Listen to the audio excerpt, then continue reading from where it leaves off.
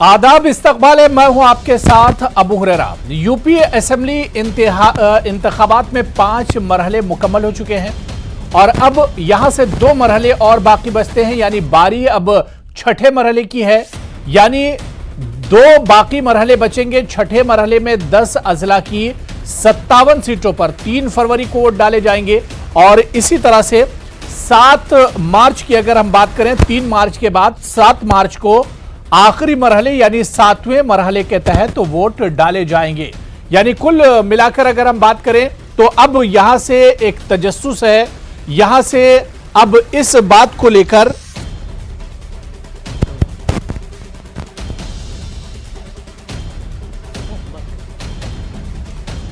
कि आखिर नताइज क्या कुछ होंगे, कहां कौन पार्टी जीत रही है, कहां कौन उम्मीदवार जीत रहा है। अब सबको इस बात की फिक्र लगी हुई है और सबसे अहम ये कि कौन सी पार्टी अब यूपी के इख्तिदार में आने जा रही है।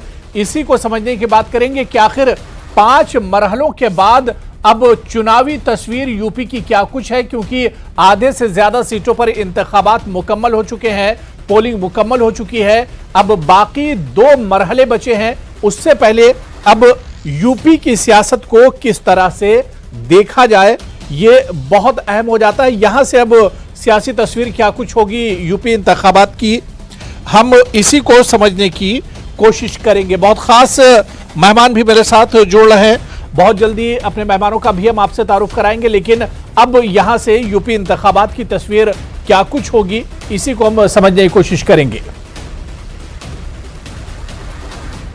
मेरे साथ बहुत खास मेहमान शकीलुज़्ज़मा अंसारी साहब, सीनियर कांग्रेस लीडर हैं, साबिक वजीर हैं, वो इस वक्त डिबेट में जुड़ चुके हैं। शकीलुज़्ज़मा अंसारी साहब, बहुत इस्तकबाल है सर आपका न्यूज़ 18 उर्दू में। और मेरे साथ एक और खास मेहमान दीपक पांडे साहब, समाजवादी पार्टी के लीडर हैं, वो भी इस वक्त डिबेट में जुड़े हुए हैं। दीपक पांडे जी, आपका भी बहुत इस्तकबाल है न्यूज़ 18 उर्दू में। और मेरे साथ एक और खास मेहमान मासूम मुरादाबादी साहब, सीनियर सहाफ़ी हैं, जर्नलिस्ट हैं, यूपी की सियासत पर गहरी नजर रखते हैं, वो भी मेरे साथ डिबेट में जुड़े हुए हैं। मासूम मुरादाबादी साहब, आपका भी खैर मकदम है सर न्यूज़ 18 उर्दू में। सबसे पहले मैं शकीलुज़्ज़मा साहब आपसे शुरुआत करना चाहूंगा। सर, 5 मरहले, 5 फेज वो मुकम्मल हो चुके हैं यूपी इंतखाबात के। अब यहां से 2 मरहले और बचते हैं। अभी तक 5 मरहलों के बाद यूपी चुनाव को आप किस तरह से देख रहे हैं? लोगों में एक तजस्सुस है कि नतीजे क्या आएंगे, कहां से कौन जीत रहा है, कौन हार रहा है, किसकी कितनी बड़ी जीत होगी। लेकिन अब यहां से देखते कैसे हैं यूपी चुनाव को आप? लगभग 2 फेज बाकी हैं जी, और 2 फेज में मिला के 100 कुछ सीटें और बाकी हैं। बाकी तो यूपी के हम कह सकते हैं हाथ ही निकल गया है। तो रिजल्ट जो लोग वहां पर हैं उन्होंने अपने तरीके से समझ लिया है कि यूपी का इलेक्शन क्या होगा। जबानी जमा खर्च से नहीं होगा, धर्म की राजनीति करने से नहीं होगा, नफरत फैलाने से नहीं होगा, काम जनता का करने से होगा। और पिछली सरकार जो योगी सरकार थी, वो सिर्फ और सिर्फ हम कह सकते हैं जनता की फिक्र उनको कुछ भी नहीं थी। वो सोचते थे कि धर्म की राजनीति से ही ये हम चुनाव जीत लेंगे, इसलिए शुरू में 80-20 का बात निकाला। और जब सेकंड फेज का चुनाव था तो उस वक्त हिजाब का मसला निकाला। उसके बाद लगातार कहीं ना कहीं कभी राम मंदिर का मसला, कभी और जनता का, किसानों का मसला, नौजवानों का मसला, महिलाओं का मसला, लॉ एंड ऑर्डर का मसला कभी नहीं बताते हैं कि उनकी सरकार में क्या उपलब्धि इसमें हुई है। हम समझते हैं कि उनकी सरकार में एजुकेशन का सबसे बुरा स्तर रहा है, नौजवानों को नौकरी नहीं मिली है, उनको डंडे खाने पड़े हैं। अभी कुछ दिनों के पहले ही देखा गया है कि नौजवानों पर लाठियां की बौछार हो रही है, उनको नौकरी नहीं मिल रही है। और आप देख लीजिए कि इस देश के फ्यूचर नौजवान हैं और चुनाव को परिवर्तित नौजवान ही कर देते हैं। नौजवान शक्ति देश की एक शक्ति ऐसी नहीं है, परिवर्तन करने वाली, एक चेंज लाने वाली, तब्दीली लाने वाली जो एक शक्ति है, ताकत है, वो नौजवानों की ताकत है। उसको उत्तर प्रदेश में किस कदर परेशान हाल रहा है कि हायर एजुकेशन का नहीं है, जिनके पास डिग्रियां हैं उनको नौकरी नहीं मिल रही है। और 2 करोड़ का नारा देने वाले 2 लाख भी नहीं नौकरियां दे सके। ऑफिशियल बैग उनका जो रिकॉर्ड है उसमें आप देखिए, उन्होंने बताया कि 2 लाख या 3 लाख नौकरियां वो 5 साल में दिया है।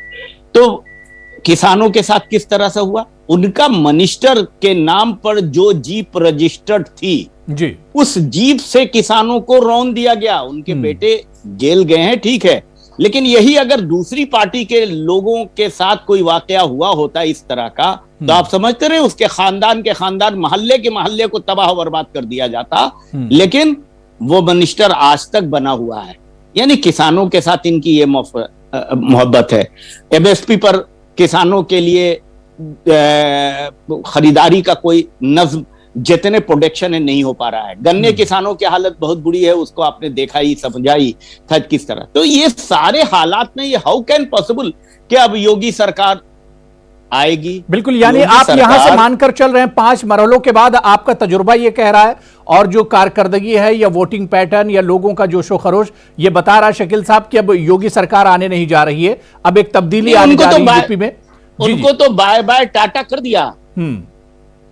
उत्तर प्रदेश की जनता ने योगी को टाटा बाय बाय कर दिया और उनकी पार्टी ने उनको पहले ही कर दिया था। शकील साहब देखिए, 10 मार्च का हम लोग इंतजार कर लेते हैं। 10 मार्च को ही असल तस्वीर आएगी। जाहिर सी बात है कि सियासत में आपको बहुत तजुर्बा है और बहुत सी चीजें ऐसी होती हैं जो देखकर ही पता चल जाती हैं। आवाम का मूड, वोटिंग पैटर्न देखकर। जी सर, कह रहा था, सिर्फ एक बात कह रहा था, बाकी मैं ये कह रहा था कि जनता को अब 10 तारीख को पता लगेगी, लेकिन ये उनकी पार्टी को तो बहुत पहले ही पता लग गया कि अयोध्या से उन्होंने उनके घर पर भेज दिया, घर में रहने के लिए, अपनी रिटायरमेंट की लाइफ अपने घर में बिताने के लिए। जैसे आमतौर पे हिंदुस्तान में ये सिलसिला है कि किसी भी बड़े शहरों में भी नौकरी लोग करते हैं तो रिटायरमेंट लाइफ अपनी गांव में गुजारते हैं। तो उनकी पार्टी ये बात समझ रही थी कि उनको रिटायरमेंट होना है, इसलिए उनको भेज दिया उनके गांव में। चलिए ठीक है, मैं हालांकि आपसे ये सवाल करता कि अगर योगी जा रहे हैं तो आ कौन रहा है, इस पर हम आगे भी बात करेंगे। मैं दीपक पांडे जी आपके पास आऊंगा।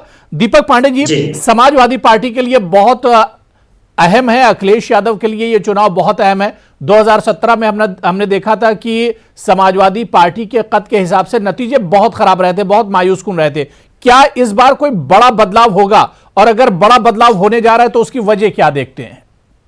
देखिए, ये चुनाव अबू हुरैरा जी उत्तर प्रदेश की जनता के लिए अहम है। ये चुनाव जो है संविधान के लिए अहम है। ये चुनाव जो है लोकतंत्र के लिए अहम है। ये चुनाव हाथरस की बेटी और उन्नाव की बेटी को न्याय दिलाना है, इसलिए अहम है।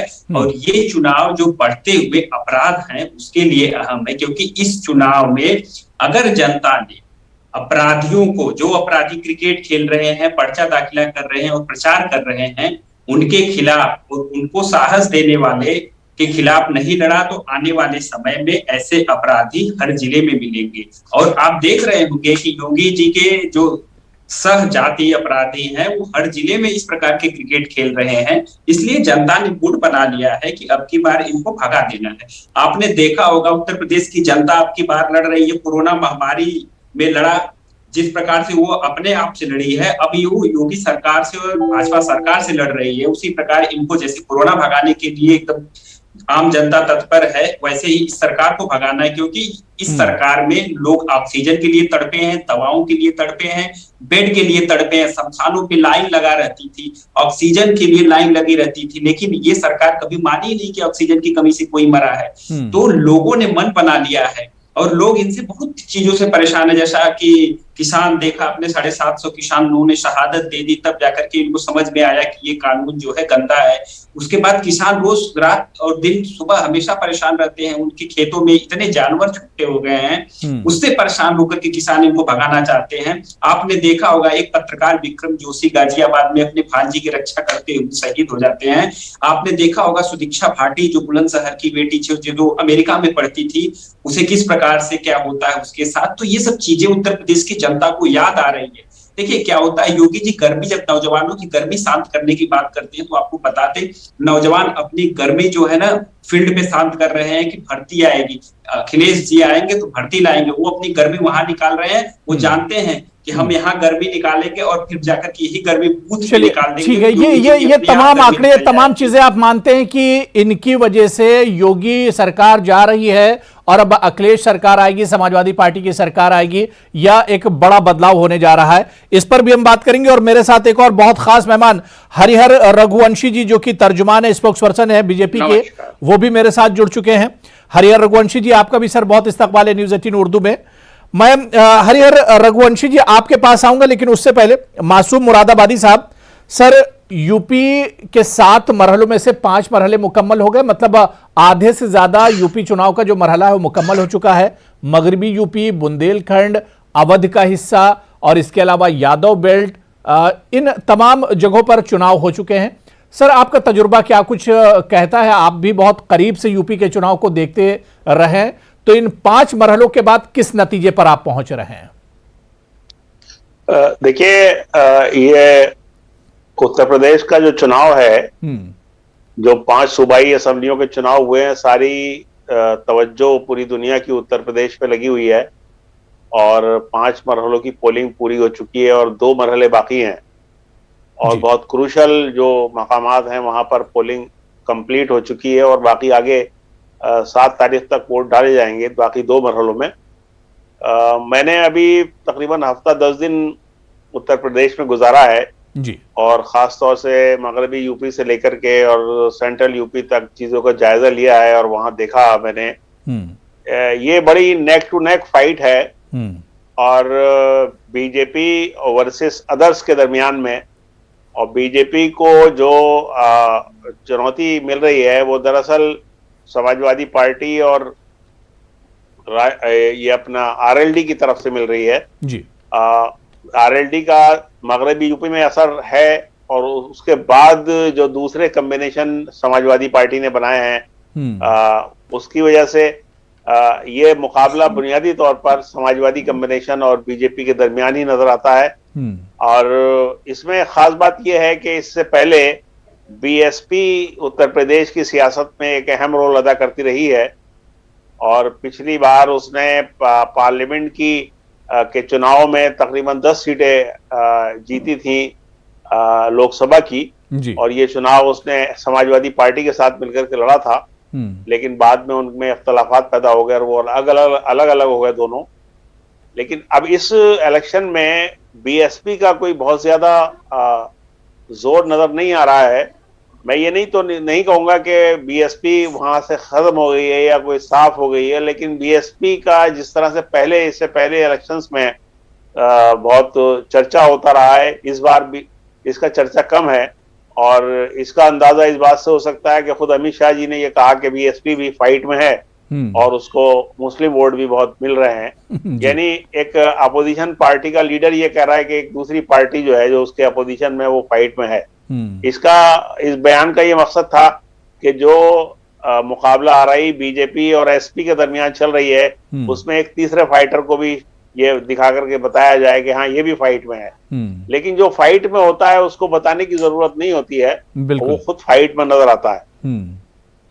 एक खास मासूम साहब, कांग्रेस ने मेहनत की है। प्रियंका गांधी जब से यूपी में उनकी एंट्री हुई तो कांग्रेस ने जमीनी सतह पर मेहनत की है और प्रियंका गांधी ने बहुत रैलियां की हैं और मैं समझता हूं कि अपोजिशन में अगर किसी ने सबसे ज्यादा मेहनत की है तो वो प्रियंका गांधी है। मैं इस बात को की तस्दीक करना चाहता हूं, लेकिन मुझे ऐसा लगता है कि इस असेंबली चुनाव में रिजल्ट बहुत ज्यादा कांग्रेस के फेवर में नहीं आएंगे और ये दरअसल कांग्रेस की भी अपनी स्ट्रेटजी ये है कि वो 2024 के इंतखाबात के लिए तैयारी कर रही है और उत्तर प्रदेश की जो जमीन उसके पैरों से खिसक गई है उसको वापस लाने के लिए उसने प्रियंका गांधी को वहां मैदान में उतारा है और खवातीन को खास तौर से एड्रेस किया है प्रियंका गांधी ने और उन्होंने नारा दिया कि लड़की हूं तो लड़ सकती हूं।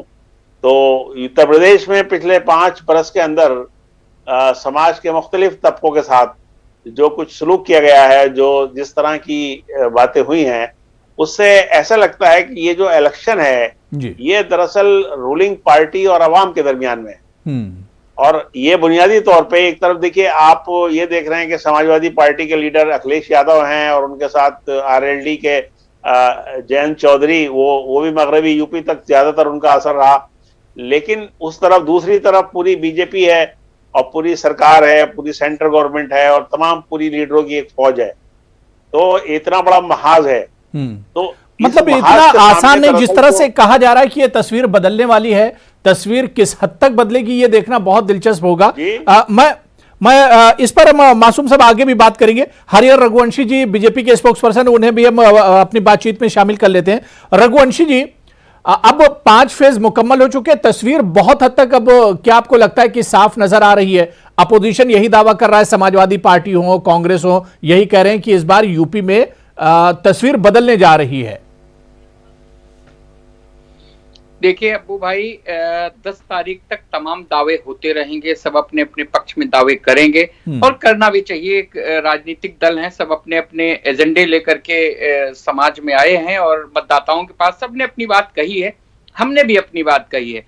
लेकिन जो ग्राउंड रिपोर्ट हम लोगों की है, हम लोगों का संगठन यानी भारतीय जनता पार्टी पन्ना प्रमुख तक काम करती है, यानी बिल्कुल नीचे ग्राउंड पे, इतने ग्राउंड पर किसी का संगठन नहीं है। हमारे पास जो फीडबैक है वो उस फीडबैक के आधार पे मैं कह सकता हूं कि चुनाव में जो पश्चिमी उत्तर प्रदेश से हमारी लहर शुरू हुई और पूरब तक जाते जाते सुनामी में तब्दील हो गई और हम लोग जो थोड़े बहुत समाजवादी पार्टी के इलाके हैं उसमें थोड़े बहुत उनको सीटें मिल सकती हैं तो मिल सकती हैं, बाकी और कहीं कुछ नहीं है। हम लोगों का जो ग्राउंड पे हमने जो काम किया है, देखिए इस चुनाव में कोई जिन्ना को लाया, कोई पाकिस्तान को लाया, कोई चर्बी को लाया, कोई किसी चीज को लाया, लेकिन हम लोग उसका जवाब हमने भी दिया, ऐसा नहीं है।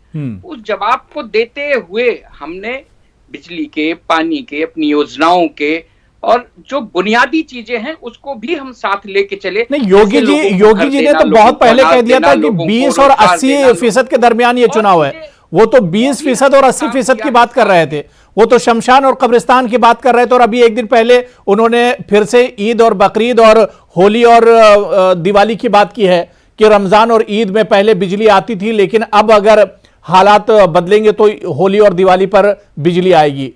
तो इस तरह के बयान बीजेपी की तरफ से भी दिए गए हैं। भाई ये इतिहास है, ऐसा उत्तर प्रदेश में होता रहा है कि मंदिरों से लाउड स्पीकर हट जाते थे, दिवाली में कुछ हो जाता था, होली में कुछ हो जाता था, कावड़ियों के साथ कुछ हो जाता था। ये सब चीजें होती रही है, ऐसा नहीं है कि ये कोई आरोप है, ये फैक्ट एंड फिगर है जो लोगों के साथ यहाँ पे होता रहा है उत्तर प्रदेश में, उसको लोगों ने भुगता है। तो जिन चीजों को उत्तर प्रदेश की जनता ने भुगता है, झेला है और बहुत सारी चीजें हुई हैं, तो उसका असर तो पड़ता ही है, लोगों के जहन में रहता है कि आज हमारा समय है। लोकतंत्र में मत देने का जो सबसे बड़ा पर्व है ये चुनाव होता है, तो इसमें सब चीजों का ध्यान रखा जाता है। किसने रोजगार दिया, किसने योजनाएं दी, किसने घर दिया, किसने उज्ज्वला दिया, किसने इज्जत घर दिया, जिसने और तमाम सारी चीजें भी देखी जाती हैं। और उसके साथ साथ ये भी देखा जाता है कि अगर दंगा हुआ है, हमारे घर का कोई व्यक्ति अगर उसमें अपनी जान गंवा दिया है तो वो कभी भूलता नहीं है, उसको भी लोग देखते हैं। तो ये लॉ एंड ऑर्डर सिचुएशन भी लोग देखते हैं। ये ऐसे नहीं, चलिए कम से कम ये अच्छी बात है कि आपने इन तमाम चीजों को माना कि इस पर चुनाव को पोलराइज करने की कोशिश की गई, शमशान और कब्रिस्तान की बातचीत हुई। मैं शकीलुज्जमा अंसारी साहब, चुनाव में क्या आपको लगता है कि डेवलपमेंट के नारे से चुनाव शुरू हुए थे, लेकिन जाते जाते अब आप देखिए कि डेली योगी आदित्यनाथ जी और वजीर आजम साहब की तकरीरें हो रही हैं, जलसे और रैलियां हो रही हैं, और उसमें किस तरह से पोलराइज करने की कोशिश की जा रही है? मैंने आपको पहले ही बताया कि ये 5 साल में कुछ किए नहीं है, इसलिए डेवलपमेंट ओरिएंटेड कुछ चीजें ये बता भी नहीं सके कि इन्होंने क्या काम किया है। हाँ, इन्होंने एक काम जरूर किया है कि गांव-गांव के किसान को जिस तरह और मसले हैं, वो जो कानून थे उनके वापसी के लिए आंदोलन 101 साल तक सड़कों पर रहे, उनकी एमएसपी का मसला है, नहीं यूरिया के बोरी में 20 नहीं जाते, आप अस्पताल में नहीं जाते, आप एजुकेशन आपके परिवार को नहीं चाहिए, आपके घर के मोहल्ले की बहुत बेटियां स्कूल कॉलेज में नहीं जाती, लगता है ऐसा है। अगर ये सब होता है तो आपको भी पता चल रहा होगा कि उत्तर प्रदेश की कानून व्यवस्था में क्या बदलाव आया है, डेवलपमेंट में क्या बदलाव आया है और चीजों में क्या बदलाव आया है। अभी तो चुनाव का मैक्सिमम हिस्सा चला गया है, इस तरह की बातें क्यों करते हैं? भाई आप अपने वक्त में जो बात बोलना है बोलिए, यही तो इंक्रोचमेंट आपकी है। आप किसी को चाहते हैं कि वो आवाज नहीं निकाले, और इसी का अंजाम आपको मिलने वाला है, जो 10 तारीख को आपको पता चलेगा कि आप जो हिटलर शाही करना चाहते हैं वो डेमोक्रेटिक कंट्री में नहीं मानी जा सकती है। आप आवारा पशुओं का मसला कहाँ है आपने सॉल्व कर, आप बयान दे रहे हैं 5 साल से किसानों को 5 किलो, किसान बता रहे हैं कि 5 किलो हमको मिल रहा है और 50 किलो हमारा आवारा पशु खा जा रहा है। कहाँ हैं आप? अभी आपने माइनॉरिटी से घोषणा पत्र इस तरह से आप बीच बीच में, चलिए ठीक है मैं हरिहर रघुवंशी जी आ रहा हूं। रघुवंशी जी मैं आ रहा हूं। देखिए मेरे पास अब टाइम कम है। मैं दीपक पांडे बहुत छोटा सा रिएक्शन, अब बाकी जो 2 फेज बचे हैं ये भी बहुत इंपॉर्टेंट है समाजवादी पार्टी के लिए। अगर शुरू से जिस तरह से समाजवादी पार्टी का दावा है कि वो जीत कर आ रही, तो आखिर में ये दोनों फेज भी बहुत इंपॉर्टेंट है समाजवादी पार्टी के लिए। बिल्कुल बहुत इंपॉर्टेंट है। आपको बता दें जो 7वां फेज होगा हमारे आजमगढ़, मऊ, बलिया पर इधर साइड का होगा, और आपको बता दे यहाँ पे बीजेपी का खाता नहीं खुलने वाला। आजमगढ़ की 10 की 10 सीट मैं यहाँ खुद काम कर रहा हूँ, मैं यहाँ से 10 की 10 सीटें निकाल रहा हूँ। और आपको बता दें बीजेपी यहाँ योगी आदित्यनाथ खुद आके चुनाव लड़ जाए किसी सीट पर से, तो वो खुद पूरी तरीके से जमानत जब्त हो जाएगी, जमानत नहीं बचा पाएंगे। और ये लोग आजमगढ़ की बात करते हैं, वही हालात इनकी मऊ में होने वाली है, वही हालात इनकी बलिया, देवरिया, गाजीपुर, सब जगह पूर्वांचल एकदम दिल खोल के अखिलेश जी के साथ है। आपने देखा होगा किस प्रकार से रात 12 बजे से सुबह 4 बजे तक की जनसभाएं चल रही थी, रोडों पर लगातार लोगों का प्यार मिल रहा था। चलिए ठीक है, लग रहा है दीपक हरिहर रघुवंशी जी आपकी आवाज दीपक पांडे को नहीं जा रही है। मेरे पास बिल्कुल टाइम नहीं बचा है। मासूम मुरादाबादी साहब, 5 मरहले हो गए, 2 मरहले भी सारी पार्टियों के लिए बहुत इंपॉर्टेंट है, लेकिन जिस पार्टी को अब यूपी के इख्तिदार में आना है उसके लिए इन 2 मरहलों में बहुत जबरदस्त फाइट करनी होगी। देखिए ये बिल्कुल दुरुस्त है कि ये 2 मरहले भी बहुत अहम है, क्योंकि आधे से ज्यादा सीटों के चुनाव हो चुके हैं। इसमें एक खास बात मैं आपसे बताना चाहता हूं कि बीजेपी की जो पूरी मुहिम थी उसमें एक बहुत बड़ा कंट्राडिक्शन था, बहुत बड़ा तजाद था। एक तरफ तो वो ये कह रहे थे बीजेपी के लीडर कि हम विकास के नाम पर और तरक्की के नाम पर वोट मांग रहे हैं, लेकिन वो बार बार राय दहिंदगान को पोलराइज करने की कोशिश कर रहे थे इलेक्शन के मैदान में, और ये कोशिश कर रहे थे कि लोग मजहब की बुनियादों पर बैठ के वोट दें। लेकिन खुशकिस्मती की बात यह है कि इस इलेक्शन में ऐसा नहीं हुआ है, और लोगों ने अपने असिल मौजूआत की बुनियाद पर और इस्तेहसाल की और मजालिम की बुनियाद पर वोट दिए हैं, और ये सोच करके वोट दिए हैं कि उन्हें एक ऐसे निजाम से, एक ऐसे सिस्टम से निजात मिलनी चाहिए जिसमें लोगों को बुलडोजर का खौफ दिलाया जाता है। आपके एक आंध्र प्रदेश के या तेलंगाना के एमएलए का बयान मैं देख रहा था, एक वीडियो, वो कहते थे कि योगी जी ने बुलडोजर खड़े कर रखे हैं और वो उन इलाकों की तरफ चल देंगे जिन्होंने बिल्कुल बहुत मुतनाज़ा बयानात दिए गए और पोलराइज करने की भी कोशिश की गई। हालांकि डेवलपमेंट की सख्त जरूरत है, खासतौर से यूपी जैसे रियासत के लिए यहाँ पर तो बहुत बुरी हालत है दलितों और मुसलमानों की अगर बात की जाए। लेकिन डेवलपमेंट का जिस तरह से नारा दिया जाता है उस तरह से डेवलपमेंट की बात चुनाव में नहीं हुई, लेकिन तस्वीर अभी भी एक तरह से अधूरी है। 5 मरहले हो चुके हैं, 2 मरहले अभी भी बाकी हैं। लोगों में तजस्सुस जरूर है, लेकिन दूध का दूध और पानी का पानी, यानी जो सही तस्वीर है वो 10 मार्च को पता चलेगी। बहुत अच्छी बातचीत चल रही थी, लेकिन वक्त की कमी है। बहुत बहुत शुक्रिया मासूम मुरादाबादी साहब, दीपक पांडे जी, हरिहर रघुवंशी जी और शकीलुज्जमान अंसारी साहब, सभी का बहुत बहुत शुक्रिया मेरे साथ जुड़ने के लिए। आदाब।